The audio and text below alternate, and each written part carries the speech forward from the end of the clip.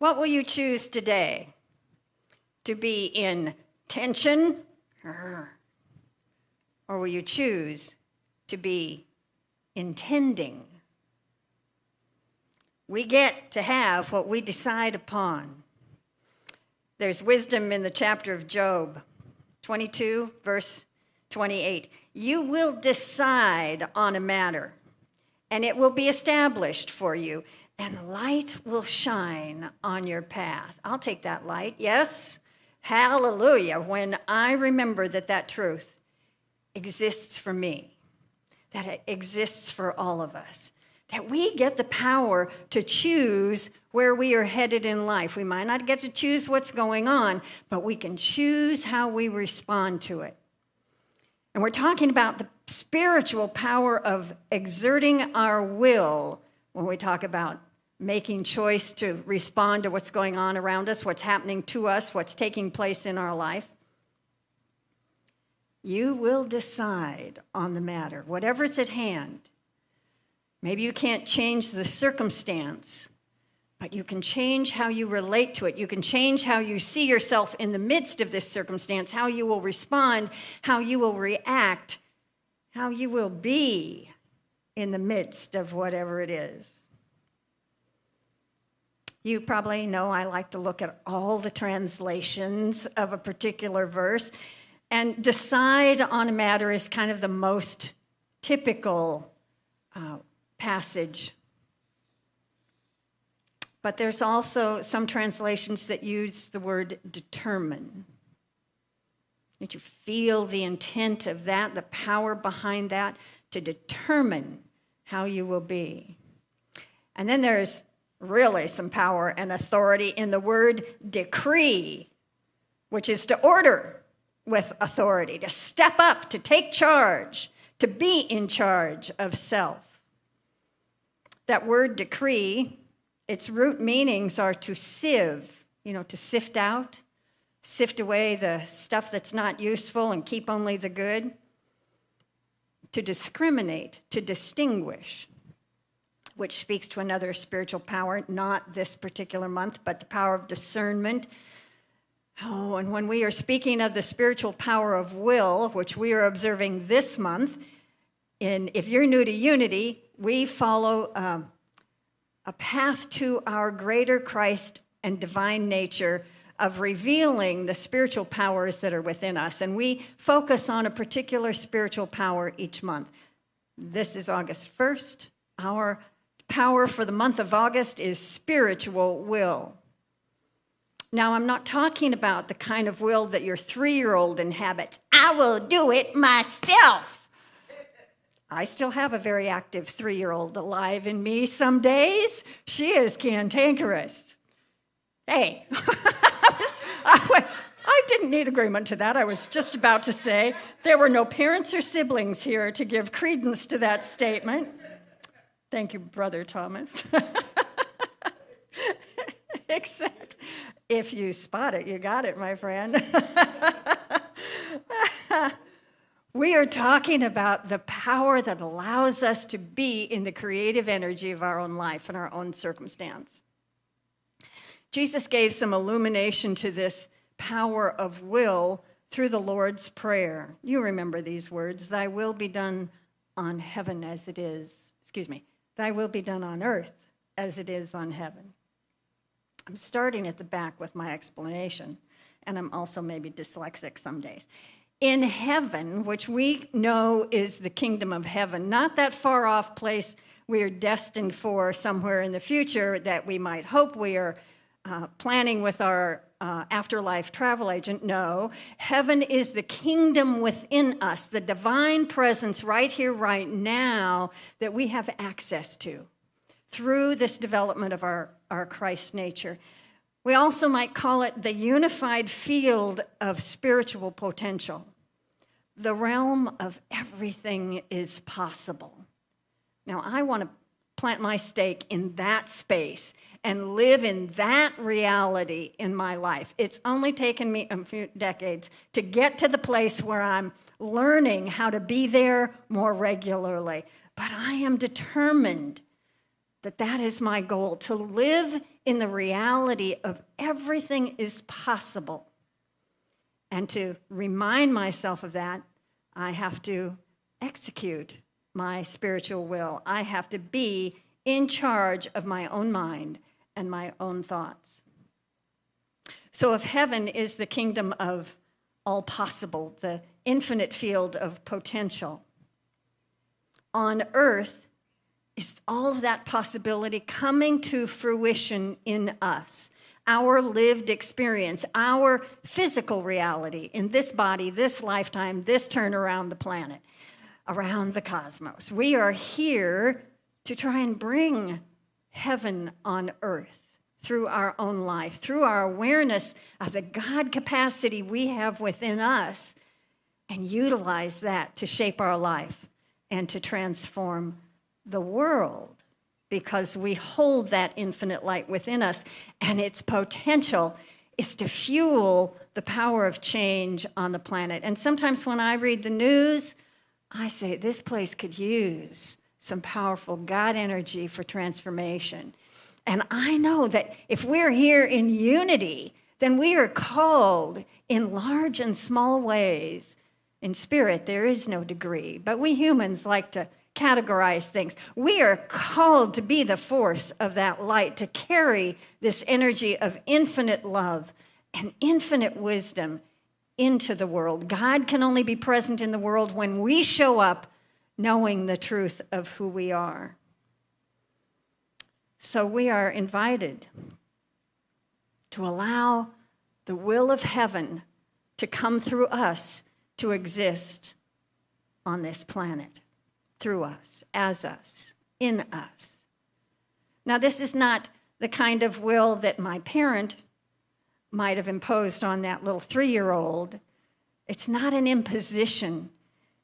It's the fulfillment of our life. To be in connection with the divine will is to be stepping into the truth of who we are, to make use of all of these divine capacities that we have, this whole and holy being, this physical vessel that we are gifted for travel in this journey, this lifetime.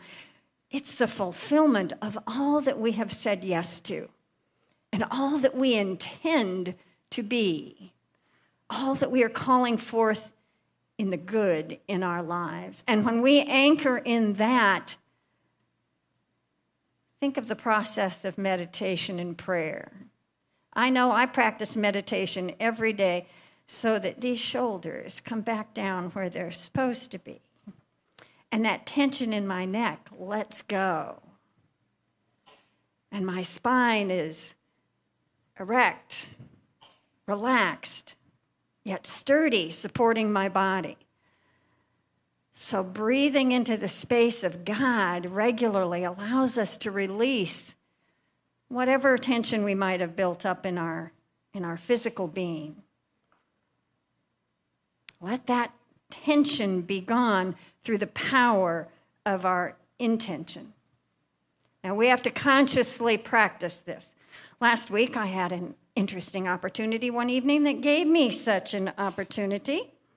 I'm house sitting for a friend with a cat, taking care of the cat, and I am coming to the end of that. Today is when I will move out. And so I've been shuttling things back to my own apartment because I've been there for 2 months. And so, practically moving myself over there, the wardrobe, the special food I eat, yada, yada. So I was taking it home and quickly turning around to go down to the beach to perform a wedding. And I don't have a parking placard for this vehicle that belongs to my friend. And so when I came back out, arms full, to go to the car, to go to the wedding, there was no car.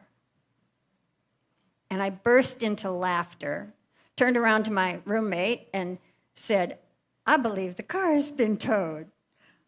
I wonder what God has planned now in this circumstance. Well, it was an adventure. Thankfully, I didn't have to make that adventure on my own. A friend, Lisa, helped me out that evening. But to retrieve that car, could have been tension-provoking circumstances. One, I had to find an Uber quick and get to the beach to do the wedding. 2, I had to find out where the car had been taken. 3, when I talked to them, I learned that, oh, no, you're not the registered owner, so the car can only be released to the registered owner. I closed my eyes and said, oh, God, I need a moment of grace in this experience. Whatever's going on here, you have to work out these details. And what I said to the young, helpful woman on the other end of the phone was, now, I just am having a hard time imagining this is the first time you've been confronted with this circumstance. So what is the convenient solution you have when the person who's lost the car wants to reclaim it is not the actual owner? And she said, oh, well, it is easy. You just have to have the title. So I had to call my friends, who are now in bed on the West Coast, and explain that I'd lost their car temporarily, and to retrieve it, I needed the title. You know, it just kept getting more comical by the moment. And fortunately, perfect instructions, title right where she said, got back to the condo easily, had time to meditate before my friend was available to take me on the rest of the adventure, was to the very end of Sand Island. If you've ever been to a tow yard in Honolulu, you know how far you have to go. And we just kept saying, is this really where we're going? Where is this place? Well, we got comfortable when you pass into the area of tow yards, you get checked in by a sheriff's deputy, bless that man, who made 2 women on a nighttime adventure feel much more secure. And then everybody that we ran into just was playing their perfect angel role that evening to support us, to help me, to make it easy, to make it, well, relatively easy as it can be to retrieve a towed car. And I just kept laughing all the way inside. What is God got up to in this circumstance for me in this moment? And that kept the tension level down, a little lower, and the open to possibility, the alertness, the allowing the energy of God to be present in this circumstance. And it began with a choice, using the power of my will to decide that I didn't have to be ruffled. There were circumstances and solutions, and I had a friend step forward, that I could find the title, I could get out there with ease and grace, and the next thing you know, I'm driving the vehicle back home. No problem. And I said, okay, I know this is going to figure in a sermon somewhere soon, right? Everything in life for me is like fodder for what you all get to process in the spiritual principle with me, because that's all our lives are, each of us. We are here learning to grow into our ability to live with this spiritual wisdom. The wisdom that God is at the center of the universe and at the center of our lives. And when we anchor ourselves more fully into that, we expand into the Christ consciousness that is the truth of who we are. So choice is our first step in practicing the power of spiritual will. The second step is the process of commitment. We have to stay focused and determined for our goal, no matter what, listening to the wisdom of God along the way. And now I can tell you in my life, that thing we might call discipline for good habits has been sometimes elusive. It has taken the motivation of a serious health challenge to get me to pay attention to my diet. Once I committed, I won't say I'm 100% pure on that eating plan, but I don't fall off into the ditch of what I shouldn't be eating very often. And I have recovered wholly and fully from a rather concerning health issue. And it was because somewhere I got focused on what I was determined to do and be to have what I desired, which was health and wholeness. So, of course, I included prayer and meditation practices.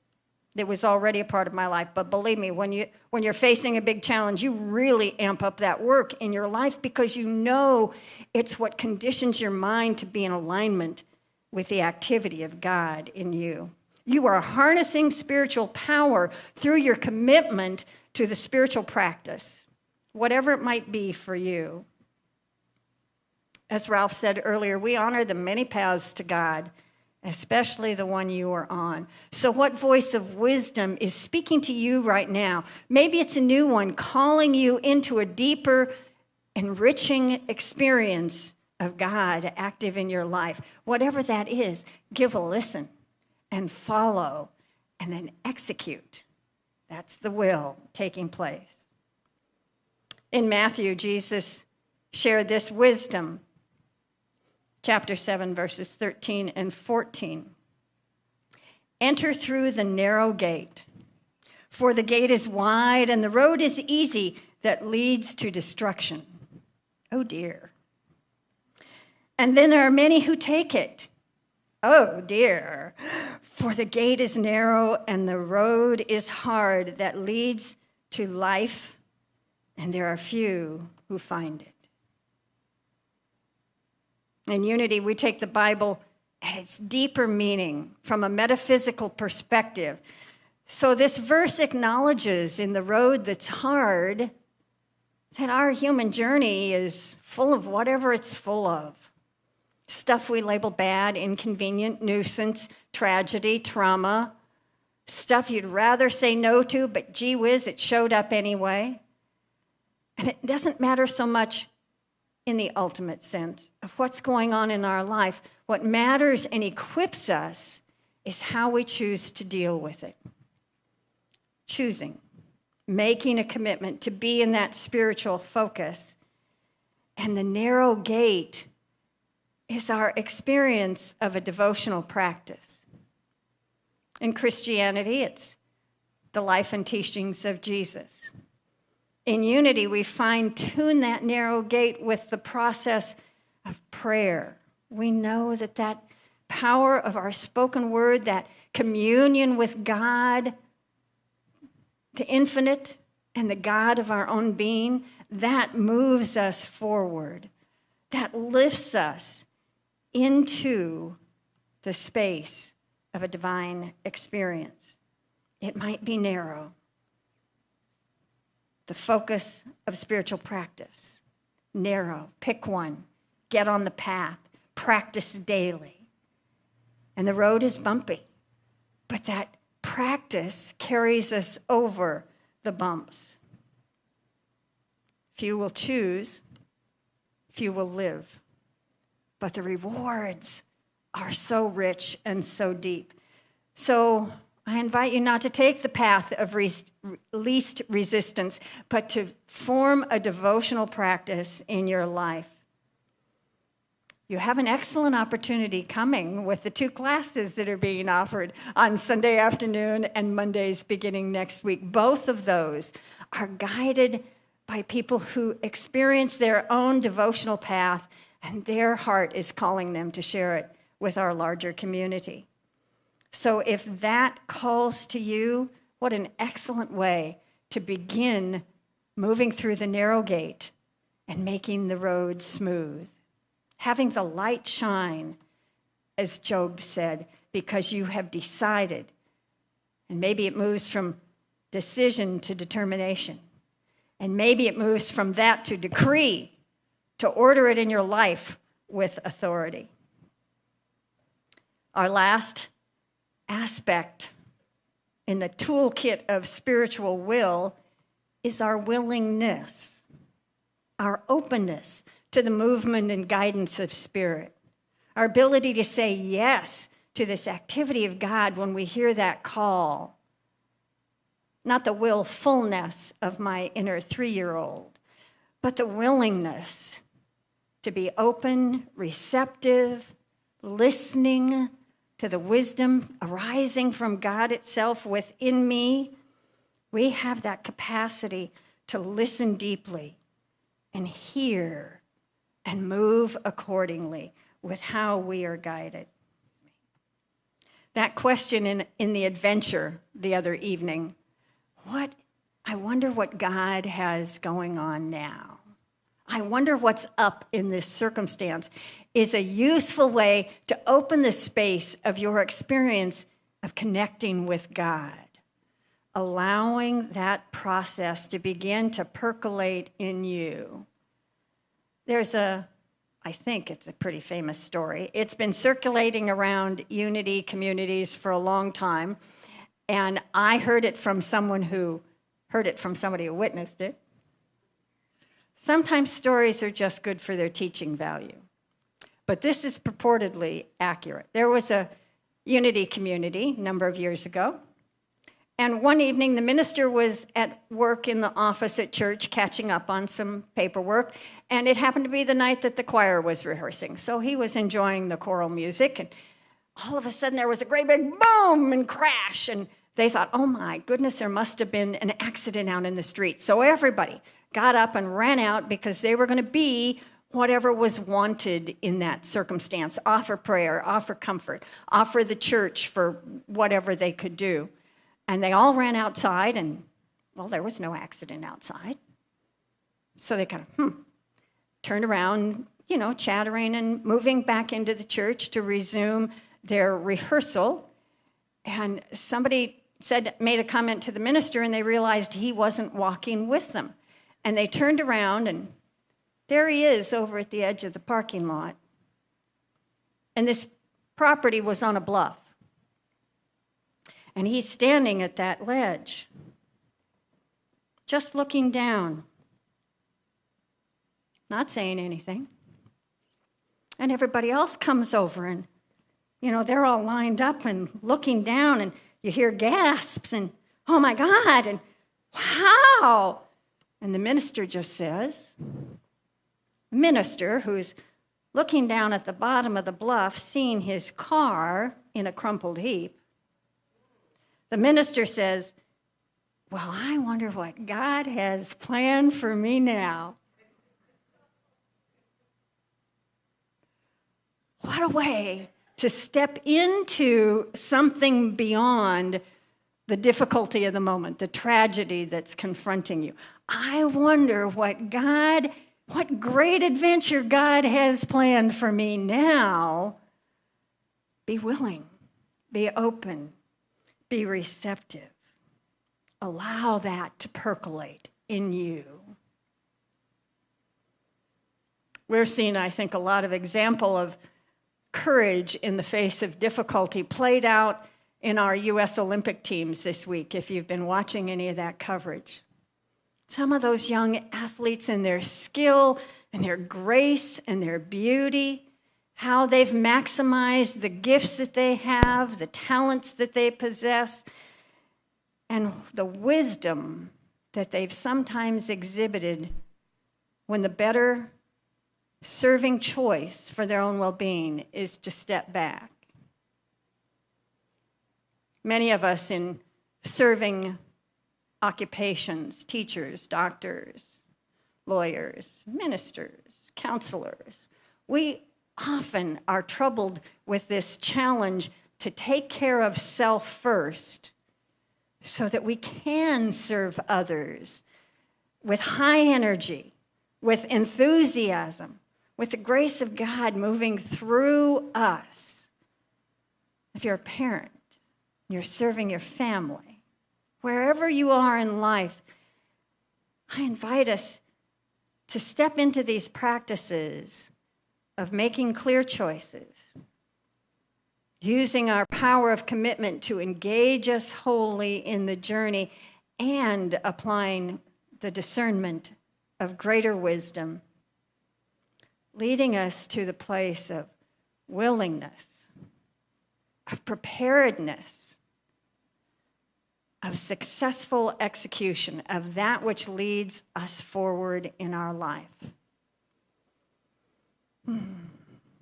Outcomes begin with our choices, are powered by our dedication to what we've chosen, and are float along on a path of willingness, openness, receptivity to the movement of God. In my own life, the path has seldom been straight. If I look back, it's a little zigzagging trail behind me. And what kept me moving forward was the ability to listen and follow the guidance of Spirit and to apply my determination as well as my willingness to each choice I have made along the way. I invite you to step into that power of spiritual will. Pat your little 3-year-old on her head if you need to from time to time.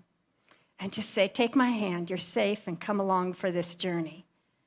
And move into that space of allowing God to lift you, guide you, and shine the light on the path of your journey.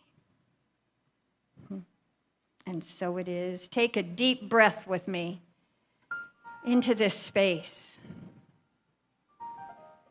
this holy and sacred moment of you opening your heart and your mind to the presence of God. Oh, in that space, allow your yes to rise. Focus on what matters, on what you have chosen. Focus on the next step that is asking you to choose.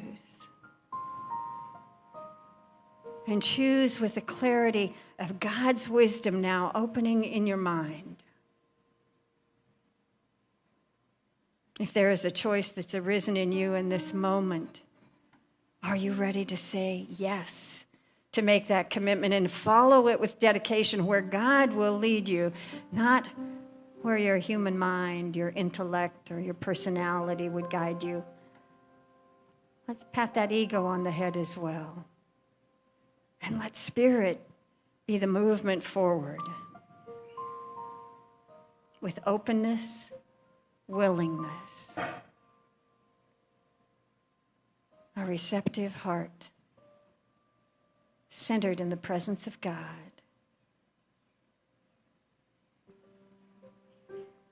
And we rest in the silence.